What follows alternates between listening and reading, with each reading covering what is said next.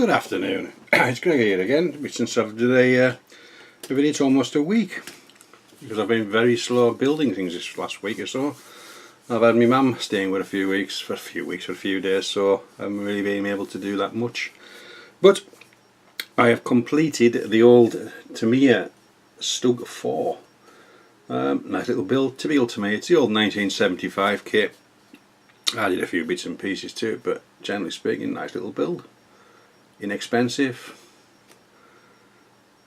typical Tamiya build, you know, no fit issues, nothing at all. So without further ado, I shall bring the little fella in. I say I've just added bits to it. This is sort of my first real attempt at sort of the whitewash technique. It didn't come out too badly. Maybe I'll just zoom it in, have a quick look around it. Everything's kit apart from the stowage and one of the figures, but everything else is just from the kit. Saying that, the Zimmer, I put Zimmerit on it as well. The Zimmerit is the P Zimmerit, but I just thought I'd try a bit of Zimmerit on the shirts, and so that's just with the kneader tight and one of the little trumpeter tools. Yeah, it doesn't come out too bad. It's maybe slightly out of scale, but you know, for the first time it's not bad. There's a little bit of damage on the shirts, and there's a couple of holes, twisted, one missing, and there again the decals. I did the so we'll zoom in a bit actually.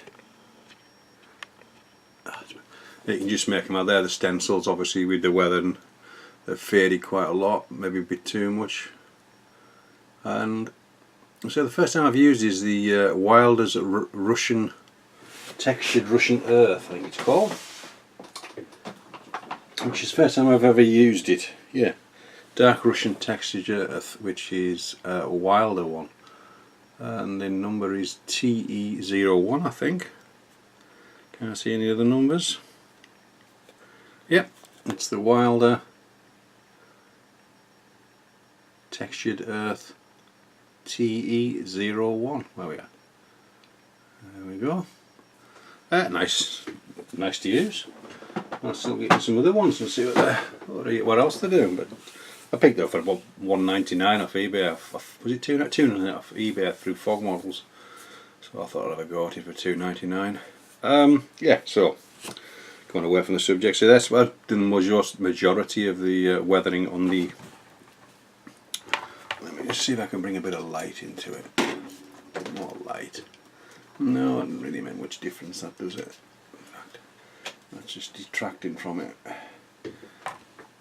Let's bring it a light down slightly. Maybe bring the camera in. Right.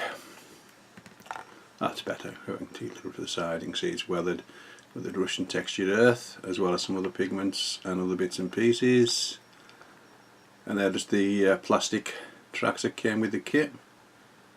Finished up stapling them because they were quite tight, and they just kept popping open with the you know, the hot screwdriver on the pins. Just kept popping them up, so I finished up stapling them. You can't see because they're hiding at the very top.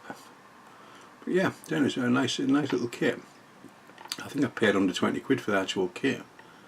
So well happy. Actually, it was a buddy build between me, Bob from St. Louis in America, and Matt Hill from Tasmania.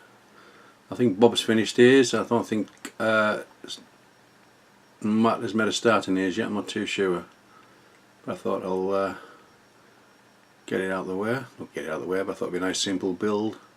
It's stretched out for like a 3.5 week build, but it's okay, and I'm in no hurry. I put a bit of stowage on the back, all tied down. The stowage, like there's a mix mash of there of all sorts of bits out of my spares box, and there's a tarp there using baby wipes, just in PVA glue, just over there. Just it held its shape really nicely. And obviously the German bucket's got to have the bucket, or it's not German. The rusted muffler, At the back maybe slightly too rusty. On this kit you got a couple of options as well. You got the concrete blocks which I put on the front, the extra armour, which I've added. So these these actually go on the front without the when you haven't got the concrete armour on, which I did. So I just thought I'd put them on the back instead of just leaving them as spares. But yeah, it came out really nicely. Really nicely. The commander figure is actually what it came with the kit, and the other one's just what I had lying about the place, an old Tamiya figure as well.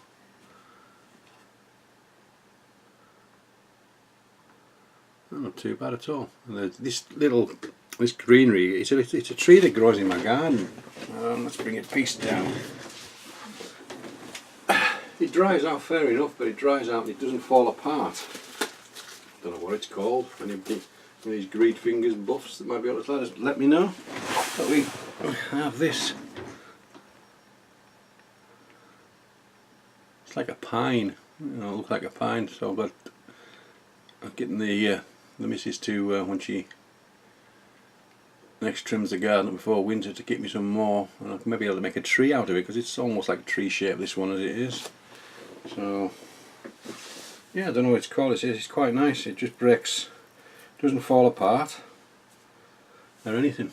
That's really quite good. It's got a nice structure as well to it. So I just thought I'd put them around the camouflage netting around the gun, just to add a bit of interest. Again, yeah, just add a bit of interest again to the kit. And I did a bit of chain on the front behind the spare tracks as well. And the two, I didn't quite make them out. Let's zoom in onto the. These are sort of fictitious smart. I just use the stencils. It's like a lion, you know, type thing on the front, and the other one's like a unique marking on the other side, which you might just be able to make out.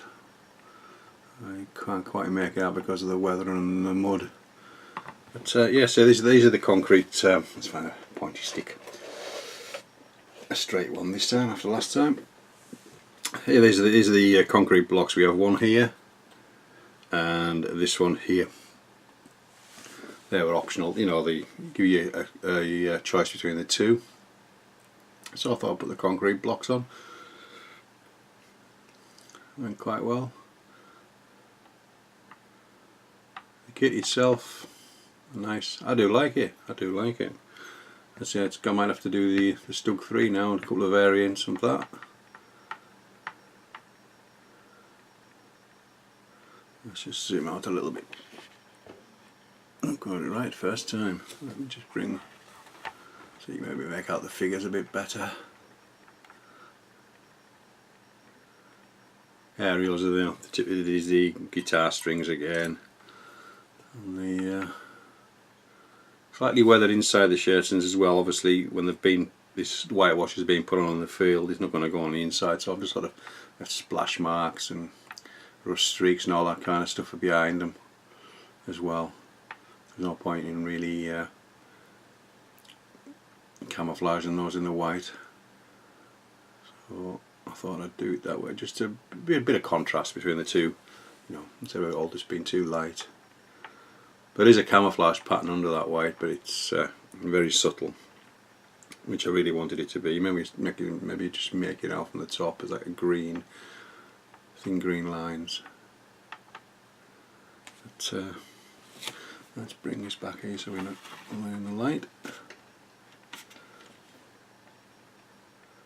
There we go. Yeah, so I'm very happy. So I'll be moving on to the Sherman with the flamethrower, the old Dragon kit, for the Korean War, which I've actually built. I'm going to do sort of a weathering sort of painting sort of videos with that as I progress with that, which hopefully I'll make start today on that. I wish it's finished. Saying it's finished, I'm going to do it, put on a diorama. As you know, I've been asked by a small company if I would start looking at their stuff and promoting it. So I'm waiting for they're sending me a diode base out to have a look at, so I'm thinking about putting this onto it when that arrives. But in the meantime, I say I'll be concentrating on the Sherman up until that point. Yeah, so I think that's about it really. Nice simple kit. You say you don't have to buy an expensive kit to make it look good. Bit of imagination. Bob's your uncle. Like I say, the stowage, you know, fair enough you don't get the stowage with the vehicle, but you know yourself, you have spare bits, then that's spare bits of that. And I decided it to it.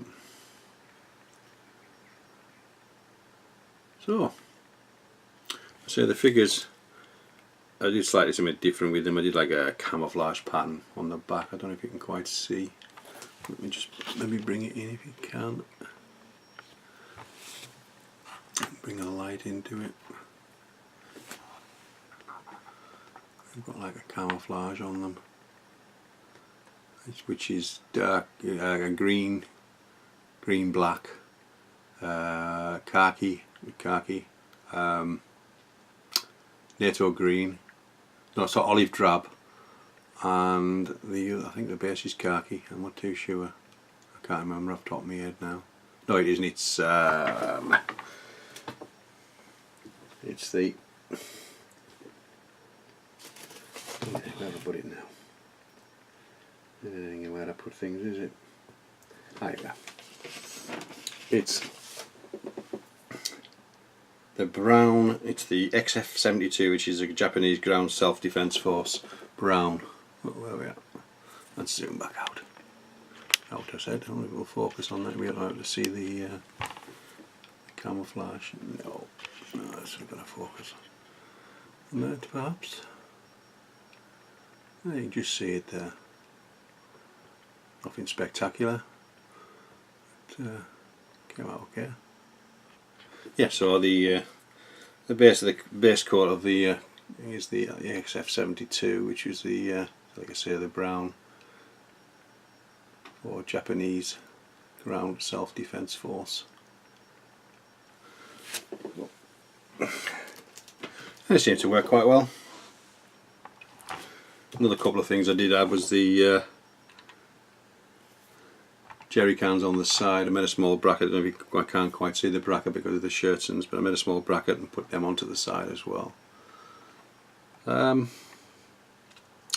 I think that's about it, really. Nothing much else to say about it. Apart from it was another enjoyable build. I hope you like it. I'd just like to say thank you very much for subscribing to my channel, and I'm quite honoured. I'm picking up quite a lot of subscribers now. I'm over 400 now, which is remarkable considering just over a month ago I was just hitting 250. So I'd like to say thank you all my new subscribers and of course all the old ones, and I haven't forgotten about that kit giveaway. I will be doing that video in the next few days. So anybody, what I'll do is I'll start it afresh.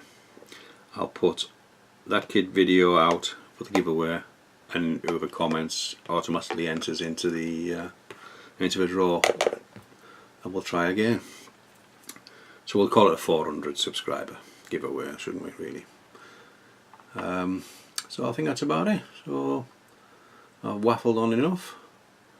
So this is Greg signing off, and we will catch you soon with another video.